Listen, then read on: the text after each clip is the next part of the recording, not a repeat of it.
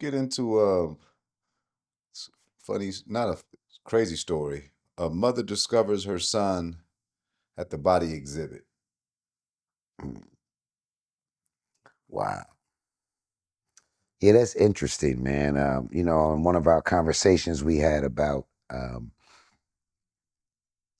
the body parts, Hmm. drew a lot of dialogue. And I started reflecting back on a couple of situations in which I was called to cover a story or just to be made aware of a story in which a lady named Diana, I believe her name is, she wanted to find her son. And consequently, her son's daughter, who the son happens to have been missing for quite some time, the daughter wanted to go to a medical exhibit where they exhibit bodies for display for people pursuing medical careers or just curious about the human anatomy. Well, consequently, the lady went to the exhibit in Atlanta and she started noticing something about one of the exhibits or one of the people who was donated allegedly to this particular exhibit of the human anatomy, that they had the similar injuries and similar features as her son.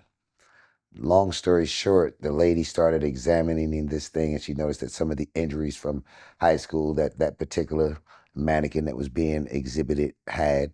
She also noticed one of the broken fractures of her son that that exhibit had. And then more than anything, the spirituality of her son, who had been missing for quite some time. I believe he had came up missing and his car was found at Grady Hospital or something, which is to me is ironic.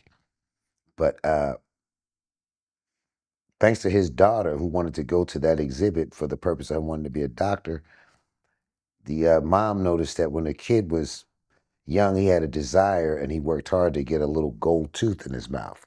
I don't know if it's a mortar or mold or whatever they call it right here. And as she examined the exhibit of the body, she noticed that not only did the alleged exhibit have the exact same injuries as her son from high school, but he had the gold tooth. So she started raising this awareness inside the place, like this is my son. I've been looking for him, I think, for 20 something years or something. But the strange thing about it, if I'm not mistaken, they had him in a basketball shooting position because when they show those exhibits, they they put them in like in the positions that they may have wanted, like a yoga position or playing football or walking a dog or something like that. And the lady noticed it, man, and it was kind of frightening, because a lot of our people come up missing and you never know where they at. And it didn't just happen to black people. If you do the research, I got the call, I think it was in 2024, was when I was made aware of it. It was a black dude. Now, as I do more research on it and talk to other family members, it's people of all colors that have missing, that people either donated or came up missing or something like that. And it's strange because the bodies would come from another country. I'm not going to say the name of the country for respect for them because I'm not going to verify. I'm not going to say something unless I can verify it with all respect to them. But how is a body from America that came up missing? And then it's on paper stating that it was donated from this other country to the United States to be seen.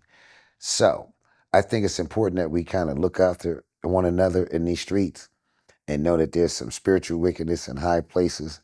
And another example was, and I didn't get a call on this story, Kenta, in regards to trying to cover it, but this young lady was hanging out with these big fashion people. I don't remember exactly where. It may have been New York. It may have been in Paris somewhere. But they kept her little young body as a mannequin in the office of this individual for a long time. And she just went out there to get a modeling thing. But people literally thought she was a mannequin, but all along it was a human anatomy. Wow. Now, has there ever been any more cases about these body exhibits? There's a lot of cases like this that take place, where people are sometimes fooled into, tricked into donating their bodies, their loved ones' remains to for scientific purposes or research, and it just doesn't turn out like that. Then a lot of times in our society, since people are so, how can I say it, so readily available and disposable, no pun intended, it's easy for someone with a wicked mind to just say, let me snatch this homeless dude right here or this wino or this drug head and then just sell the body parts or sell the exhibit. So, you got to really do the research on what's going on, man. But for that lady to find her son like that, after searching all them years for her son, and then his daughter is the one that inspired the mother, the grandmother, to go see the exhibit, and she's standing right underneath it. Could you imagine the eerie feeling that that must have been? So I think that that was a spiritual thing where he pulled his mother to him, and they gave her a hard time getting the body back, and they pushed her out the place, had security come on her and everything, But man. she eventually reunited with her son, and they admitted that it was him, or They had no other choice but to admit it. The similarities was just too, too obvious. mm, You got a situation in which you're a child. Like me, I could smell my kids' hair and tell my kids, my grandkids. I can just touch their head and know if they mine or not. That's a parental instinct that no one can take from you. That's almost like a mother bear instinct that all human beings have, regardless of gender. real talk. Now, when we said, what's a cryonic? Cryonic.